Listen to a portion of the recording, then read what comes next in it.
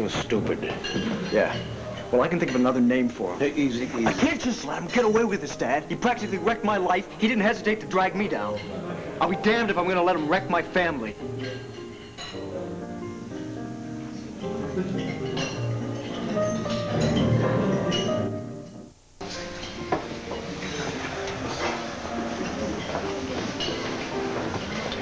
Pretty proud of yourself, aren't you? Hello, Kev. Have a seat. You know, they gave me way too many bran muffins this morning. It's the story of my life lately. Here, you want one?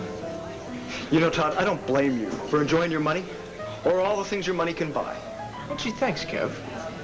I don't blame you for having your mother's money either. No, really, have one. The bran, they're delish. It's just that when you start using it to lure away loyal staff... No, I'm not trying to lure anyone, okay? I made Quincy an offer. If the banner wants to match it, fine. This is just business. Don't take it personal. Well, I do take it personal, because I know you do. All this talk about starting some new kind of newspaper, I know what's really going on here. Breakfast? Revenge. You want to take us on in a fair fight? Fine. Anytime. But you start using guys like Quincy, I'm not going to like it. I am not using anyone. Giving him a ton of money and a promotion. Oh, yeah? Well, what happens when your paper goes belly up? Which it will. What happens to all the guys like Quincy? All the other reporters that you managed to steal? You see, I didn't steal anybody. You can't steal someone because you don't own them. You know something, Kevin? I think you and your family have had the plantation so long, you're starting to think that the slaves love you. Well, they don't. They have their own lives, their own aspirations. Oh, yeah? What are you, their friend? No, I'm not anybody's friend. I'm just some guy that can give them a ton of money. Look, I may not have a lot of experience, but I know that if you hire the right people and you give them some room, they are going to give you the best paper that money can buy. Yeah? You just don't get it, do you, Todd? Money cannot buy loyalty. It can't buy talent. Can't buy success. But then again, I don't know why I would expect you to know that. I mean, you were too stupid to pass half your classes at Landview U. How are you going to run a newspaper, Todd? Don't talk to me like that. All right, fuss. I'll do any way I want. And I am trying to run a restaurant here. Why don't you tell your ex-grandson here? Forgot his manners. Oh, yeah? What, are you going to teach me? Why not? Not here, you don't. Todd, the messenger just brought this for you. Now, please, sit down and read it. And if you can't do that, leave. You don't give me orders, lady. This is my hotel. I make the rules. Understood? Oh, yeah, no, I understand. Even the ex-Buchanans, you all think that you're better than the rest of us. No one claims to be better than anyone else. The same rules apply to Kevin. Kevin? You're right, Renee. I'm sorry. This is not the time or the place to settle anything. But we are going to settle it, Todd. You can count on that. Thank you. Fine, maybe I'll buy this flea bag hotel, then I can decide who's welcome and who's not.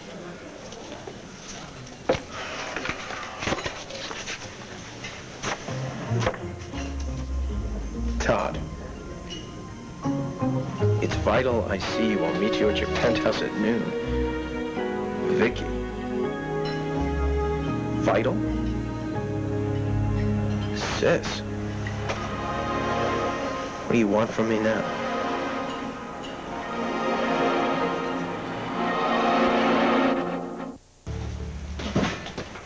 Okay, I need you to hurry up. I've got an important meeting in here, and I'm going to need some privacy. Yeah, no problem, Mr. Manning. This won't take long at all. When you and the missus really aren't taking too much stuff, you know? Mostly just clothes. We're leaving all this ugly furniture here and start from scratch in the new place. If you ask me, it's the only way to go. I mean, me and Mrs. Marchetti, when we left Philly... Okay, shut up. I just told you I need you to move out. You got it. You're the boss.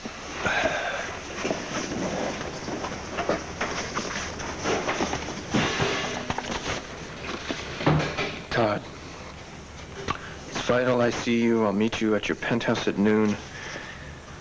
Vicki. Still doesn't make any sense. What could my big sister want from me now?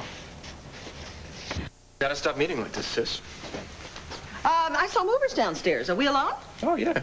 Oh. Except for the private detective I've got in the bathtub. He's recording everything you say. This is serious, Todd. Is it? Mm-hmm. Who can tell? Last time I saw you, you were getting tanked in an airport bar while you were waiting for your flight to Bermuda or someplace. I wasn't myself. Oh. But this is the real you, huh? Oh. I get it. Glint and Kevin sent you over to tell me to back off from the banner. They think since we're brother and sister that I won't go after all the loyal peasants on your farm. Well, if that's what you think, you can forget it. Why don't you just be quiet? I'll tell you what I think. Bill, as well. After all, the Lords and the Buchanans haven't exactly welcomed you with open arms, have they? Oh, gee, I don't know. I wouldn't go that far. When I saw you in that airport bar, you were so friendly, it was weird. Oh, I told you that wasn't me. Funny, looked like you. I guess what I meant was I have always been a little nervous around you, a little unsure as to how to behave. After all, there's a part of me that wants to accept you as my brother. Well, that explains all the touchy-feely stuff. And then there's a part of me that doesn't want to. That's because of your history. Also, you have to realize that I'm going to be a little bit cautious because I was terribly misled and lied to by David Vickers. David Vickers was a fake. I'm the real deal, whether you like it or not. Sometimes I like it, sometimes I don't. The fact remains, you are my half-brother, and I can't just ignore you or even deny that we don't share a certain bond. Oh, gosh. That's so big of you, Vicki. Even though I've polluted the gene pool, I get to be a part of your little family. You're twisting what I'm saying. No, you're twisting what I'm saying. You and the Buchanans and the Lords, all of you. All of your yakety-yak about family and privilege and place. Did it ever occur to you that I don't want anything to do with your stupid family? No reason to take my head off. No, there is. See, you and your family have treated me like a social disease ever since you found out I was one of you. Well, guess what? I don't accept you. I've got my own family, with a kid on the way. And I don't want anything that you have to offer. It's going to surprise you to find out that I didn't come here to offer you anything, or even to talk about our family. No, I came here to talk to you, publisher to publisher. Okay. Fine. Now, it's not going to come as a surprise to you that the people at the Banner are hardly pleased that you went and raided the city room of all the best reporters and editors. You call it a raid, I'm going to call it competition. You can call it whatever you like, but it's going to arouse some pretty strong feelings, especially from Kevin. Well, you can tell your little son that I'm not trying to settle any scores. I'm just trying to build the best paper in the state.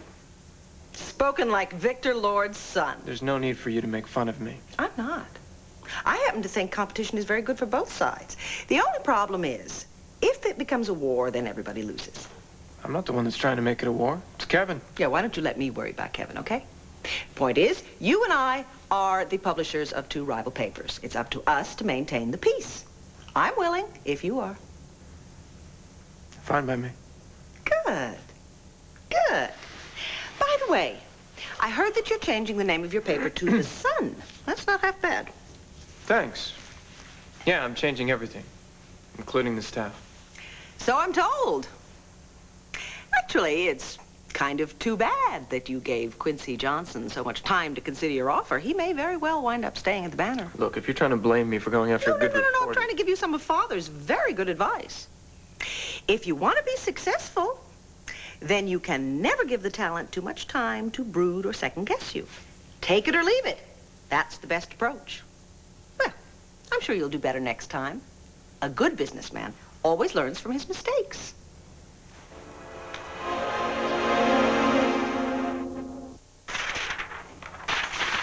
Yeah. What do you think? Now, be honest with me. I'm always honest. It's a great logo. Real eye-catcher. Thanks. Yeah, we hope to have the first edition on the stands by next week. Really? Well, you're going to need a lot of luck. In fact, you're going to need more than luck. You're going to need a managing editor. What happened to John Sanger? What, you mean the guy that used to run The Intruder? That bozo? Let's just say we had creative differences. Well, I'm not really surprised. But, of course, you know you can't really publish a paper without someone in charge, someone whose judgment you trust. Like we at the Banner, we really trust Charles Briggs. Sure. My people say he's the best in the business. Oh, absolutely, and fiercely loyal. Yeah, they tell me that, too. And to his family. He has 3 of the most lovely daughters. They are all just about college age. In fact, if I'm not mistaken, I think the oldest one was just accepted at Brown. And you know how much that costs. No, I don't. Oh, that costs a lot. Well, good luck, Todd. So long. Bye.